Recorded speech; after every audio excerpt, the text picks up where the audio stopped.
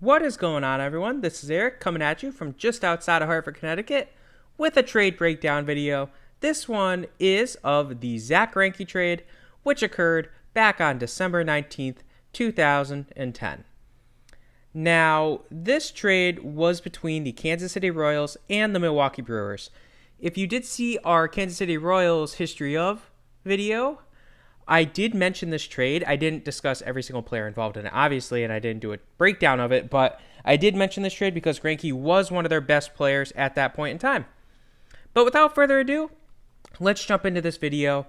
And for the most part, it's mostly dominated by Milwaukee for the outside, but Kansas City gets one heck of a player. So Milwaukee, basically what happened is Zack Greinke said he went to Kansas City ownership and said, I don't want to play for a rebuilding team. I'm not motivated to play for a rebuilding team. So they said, okay. And they traded him to Milwaukee. Now, at this point, Milwaukee was still a dominant team. They were a team that they kept playing the Phillies in the playoffs and they kept losing to the Phillies in the playoffs. So they felt that they were one, maybe two players away from a World Series. So acquiring one of the better pitchers in the league like Zack Greinke was a no-brainer to them. So he plays well for a season and a half before he gets traded because the Brewers themselves start to struggle. And he gets traded to the Los Angeles Angels. Now, in return, the Brewers would acquire shortstop Jean Segura, relief pitcher Ariel Pena, and pitcher Johnny Helwig. Not the best return, but not horrible. So for LA, Greinke, he has an okay half season. But then he ends up walking. He goes, he just leaves the team. They didn't have the money to keep him. In return, though, the team would acquire those three players. And Pena, he spends parts of 2 seasons on the team before he walks. Johnny Helwig, he struggles immensely with command during his brief appearance in Major League Baseball. Last but not least, we get Jean Segura. And Segura is one of those players that, for whatever reason, everybody wants, but nobody keeps. So Segura, he has a solid 3.5-year time frame in Milwaukee before being traded. He made one All-Star game, and he has this infamous moment there where he steals first base, gets on first base, goes to steal second, successfully steals second, but there's already a guy on second base because he got caught in a pickoff, and so they tag both the runners. They call out the guy who was on second base out. So Segura, he thinks he's the one that's out. He goes to first base. He ends up getting on first base. They say, okay, you're on first base then. And he gets thrown out stealing second base. So just a very interesting moment. So he gets traded to the Arizona Diamondbacks. Now, the Diamondbacks would acquire Jean Segura as well as pitcher Tyler Wagner in exchange for starting pitcher Chase Anderson and a pair of second basemen in Aaron Hill and prospect second baseman Isan Diaz. So Aaron Hill, he has a solid half season for the team, but he ends up getting traded. Now Aaron Hill gets traded to the Boston Red Sox in exchange for prospect second baseman Wendell Rijo and pitcher Aaron Wilkerson. Now in Boston, Aaron Hill had an unproductive, half season, and then he ends up walking. Nothing too surprising. While Rijo doesn't make the league, he ends up, he's no longer in the organization. And Wilkerson bounces between AAA and Major League Baseball for 3 seasons. So, not the best, but it's not like Boston got much out of the trade either. Milwaukee also with Chase Anderson, he was a solid starter for 4 seasons in Milwaukee before he himself gets traded after the 2019 season. That trade won't be discussed. Too recent. Don't want to do that.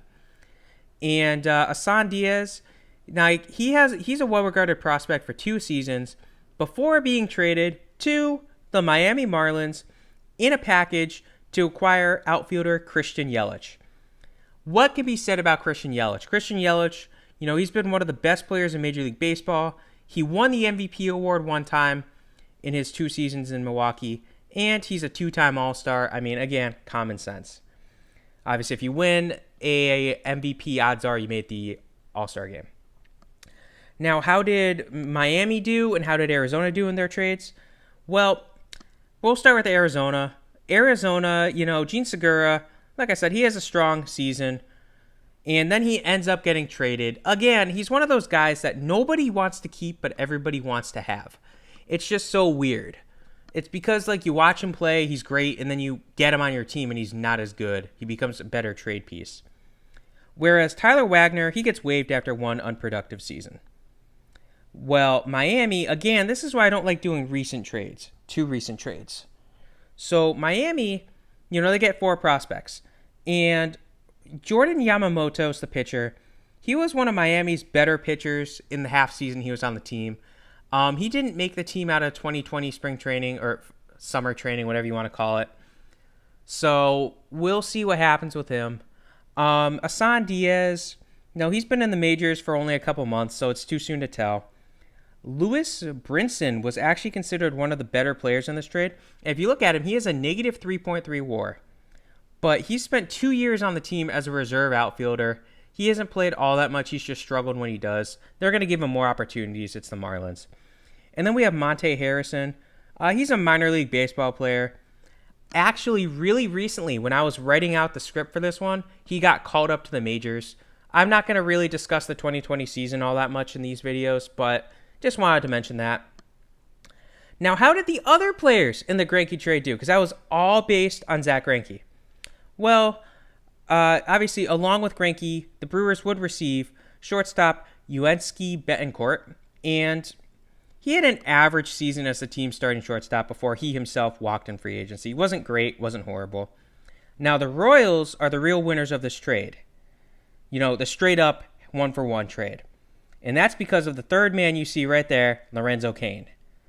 Now, Lorenzo Cain, he spent 7 seasons in Milwaukee as their in Kansas City as their starting center fielder. And he was known for his speed and defense. And he actually started to develop a power swing as his time went on. So he kind of priced himself out of Kansas City, which led to him walking and actually returning to Milwaukee. Along with him, we have Alcides Escobar. And Escobar spent 8 years as the team's starting shortstop. Again, he was known for his great defense, and he was a really good small ball player. He didn't hit a lot of homers, but he still was pretty good.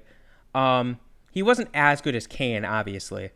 Both of those players, Escobar and Cain, were instrumental pieces in Kansas City, winning their World Series title back in 2015. So, had to mention that. If you're a Royals fan, rejoice. You guys did not do bad in this trade at all. Then we get to Jeremy Jeffress, and he struggled with command in Kansas City for 2 seasons before being designated for the assignment. He's been a solid reliever in the big leagues since, but he just wasn't that good in Kansas City. And last but not least, we have Mr. Jake Odorizzi, and he made 2 starts for Kansas City before being traded to Tampa Bay, and that trade leads to another big trade. So that trade actually ends up turning into 2 more videos, which will come up in the future. So that trade will lead into its own video. You'll see the Jake Odorizzi video. And then that trade will lead to, I believe it's going to be Will Myers.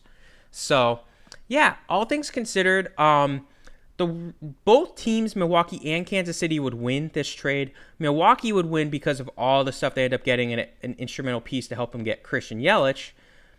If you go with the straight-up trade, though, Kansas City wins. Plus, Kansas City wins the trade because they win the World Series in 2015 over the New York Mets. So, all things considered with WAR, Kansas City gets a 32.5 WAR, while Milwaukee gets a 31.4 WAR. That's Milwaukee with all of this, including Christian Yelich.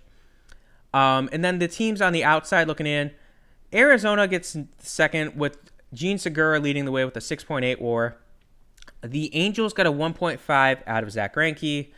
And then Boston gets a negative 0.4 out of Aaron Hill.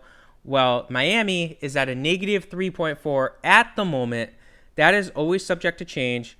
And it also hurts that negative 3.4 WAR comes from Christian Yelich. But I hope you guys enjoyed this video. Again, this was the Zack Greinke trade breakdown. Hope you have a great rest of your day. This is Eric, heading out for the day. Have a good one, guys.